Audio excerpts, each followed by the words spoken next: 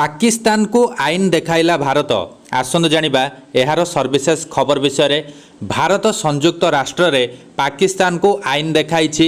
ऋण ठारू आरंभ करी आतंकवाद पर्यंत सबुकिछि विषय भारत सूचाई देइछि। जातिसंघ रे भारतर स्थायी प्रतिनिधि राष्ट्रदूत पवन नेनी हरीश पाकिस्तानी वैदेशिक मंत्री इसाक दारंक काश्मीर प्रसंग उठाइबा घटना रे कड़ा जवाब देई पाकिस्तान को ऋण एवं आतंकवाद रे बुड़ी रही एक देश बोली कहिसंती।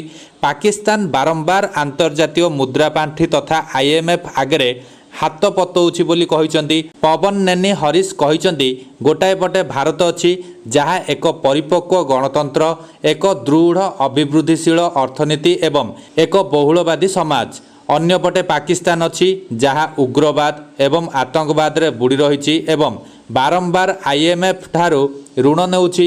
जेतेबेले आमे अंतर्जातीय शांति एवं सुरक्षा विषय कथा हेउछु सेतेबेले आतंकवाद प्रति शून्य सहनशीलता भली मौलिक नीति अनुसरण करिबा गुरुत्वपूर्ण। परिषदर कौनसी सदस्य जेतेबेले निजे एपरी आचरण रे जड़ित जहाँ अंतर्जातीय संप्रदाय पई ग्रहणीय नुहे सेतेबेले अन्य को उपदेश देबा शोभा पाए नाही बोली से पाकिस्तान को आईन देखाई कहिसंती।